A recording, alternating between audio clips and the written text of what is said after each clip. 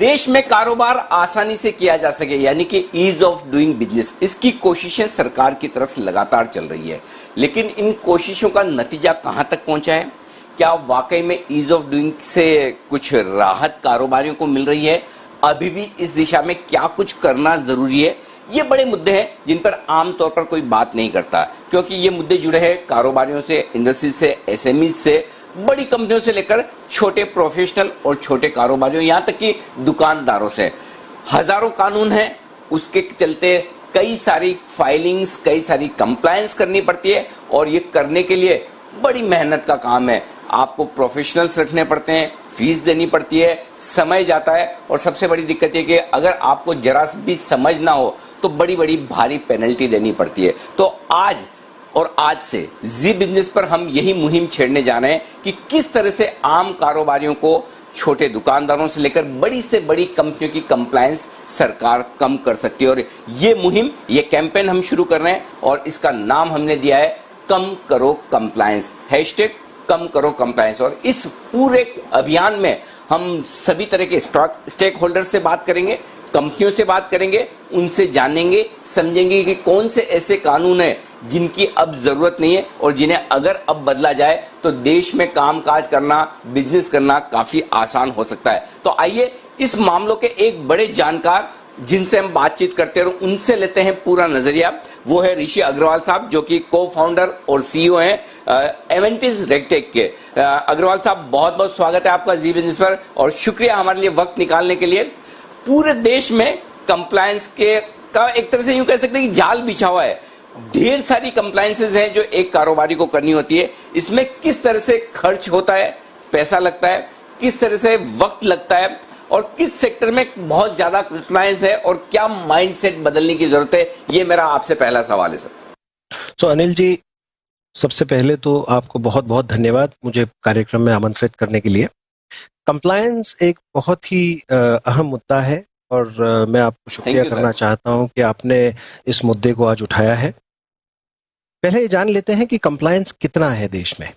तो कंप्लायंस को हम 3 हिस्सों में देखते हैं, सेंट्रल, स्टेट और लोकल।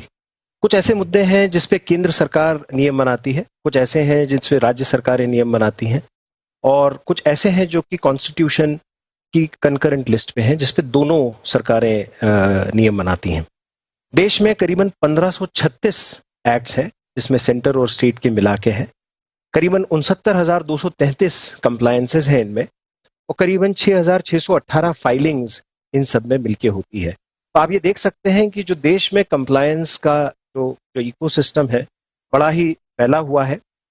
ये सारी कंप्लायंसेस किसी एक कंपनी को नहीं लगती है, लेकिन जब आप एक छोटी कंपनी की बात करते हैं जो single entity, single business, single location पे काम करती है, वर्सेस एक ऐसी बिजनेस जो कि एक मल्टी एंटिटी, मल्टी लोकेशन और मल्टी बिजनेस एंटिटी है, उनमें कंप्लायंस का जो वर्कलोड है उसमें जमीन आसमान का फर्क हो जाता है। एक छोटी कंपनी को करीबन 700 750 कंप्लायंस साल में लगते हैं और जैसे जैसे ये बड़ी होती जाती है, मध्यम वर्गीय या लार्ज हो जाती है, तो करीबन 10,000 कंप्लायंसेस एक साल में इस तरह की कंपनी को करने पड़ सकते हैं। सो आप देख सकते हैं कि कंप्लायंस जो देश में है बहुत ज्यादा है। 10,000 कंप्लायंसेस में करीबन 1,000 फाइलिंग्स होती हैं। अगर 250 बिजनेस डेज को मान लिया जाए देश में एक साल में, तो 4 फाइलिंग्स पर डे के हिसाब से कंप्लायंस का वर्कलोड बन जाता है। 4 फाइलिंग पर डे। अब सोचिए, अगर एक आम कारोबारी 4 फाइलिंग पर डे करेगा तो बिजनेस कब और कैसे करेगा? यानी कि एक आदमी तो आपके लिए कंप्लायंस के लिए चाहिए। लेकिन इसमें भी एक अलग अलग मामला ऐसा है कि कुछ सेक्टर्स ऐसे हैं जहां कंप्लायंस बहुत ज्यादा है, कुछ सेक्टर्स हैं जहां पर थोड़ी सी कम है। लेकिन वो सेक्टर्स कौन से हैं जहां कंप्लायंस जरूरत से ज्यादा है? अग्रवाल साहब ये बताइए, और यहाँ पर किस तरह से माइंडसेट बदलने की जरूरत है? अनिल जी, जो 1536 कंप्लायंसेस हैं, इनको अगर देखा जाए तो 7 कैटेगरीज में बांटा जा सकता है। एक लार्ज कैटेगरी इनमें कंप्लायंसेस की है लेबर लॉज, जिसमें करीबन 463 एक्ट्स हैं राज्य और केंद्र सरकार में मिला के। करीबन 32,000 कंप्लायंसेस हैं, करीबन 2700 फाइलिंग्स और रजिस्टर्स इसमें मेंटेन करने पड़ते हैं। दूसरी एक बड़ी कैटेगरी है फाइनेंस एंड टैक्सेशन, जिसमें direct tax, indirect tax, customs, फेरा, फेमा, एक्सिम, ये सारी गतिविधियां आती हैं। फिर है आपका कमर्शियल, जिसमें आपके hoists, lifts, cranes, pressure vessels, boilers, ये सारी चीजें जब आप लगाते हैं एक फैक्ट्री में, तो उनसे रिलेटेड, उनसे जुड़े हुए बहुत सारे कंप्लायंसेस लग जाते हैं जो कि कमर्शियल कैटेगरी में आते हैं। सेक्रेटेरियल में आपके सेबी, कंपनी लॉ से रिलेटेड एमसीए, एनएससी, बीएससी से रिलेटेड कंप्लायंसेस आ जाते हैं। जो एक अहम एरिया है जिसपे मैं आपका ध्यान आकर्षित करना चाहूंगा वो है इंडस्ट्री स्पेसिफिक कंप्लायंसेस, जो कि इंडस्ट्री से रिलेटेड होती हैं। जैसे अगर आप इंश्योरेंस कंपनी है तो आईआरडीए, बैंकिंग है तो आरबीआई, फूड प्रोसेसिंग है तो एफएसएसएआई, ऐसी सारी कंप्लायंसेस इंडस्ट्री स्पेसिफिक कैटेगरी में आती है। अब आपके सवाल पे आऊंगा कि किस सेक्टर में ज्यादा कंप्लायंसेस हैं। तो अगर आप पूरी इकोनॉमी को देखें तो दो हिस्सों में विभाजित है, मैन्युफैक्चरिंग और सर्विसेज। सर्विसेज अगर ओवरऑल जेनेरिक तरीके से देखूं तो मैन्युफैक्चरिंग के मुकाबले थोड़ी कंप्लायंसेस कम होती हैं। जैसे आप एक उद्योग या फैक्ट्री स्टैब्लिश करते हैं तो बहुत सारी ऐसी कंप्लायंसेस होती हैं जो कि सेफ्टी से जुड़ी हुई है, जो कि आ जाती हैं। बहुत सारे ऐसे नए registers of accident, register of humidity, register of temperature, अलग अलग तरीके, muster rolls, salary and wage register, overtime register, ऐसे बहुत सारे रजिस्टर्स आपको मेंटेन करने की जरूरत पड़ती है।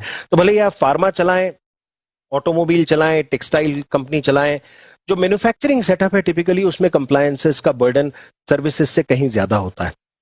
लेकिन बॉटम लाइन यही कहूंगा कि पूरे देश में जो कंप्लायंस है उसको एक पूरी तरीके से थॉरोली रिव्यू करने की जरूरत है। बहुत ज्यादा कंप्लायंसेस है और बहुत इसमें अपॉर्चुनिटी है इसमें रिडक्शन की।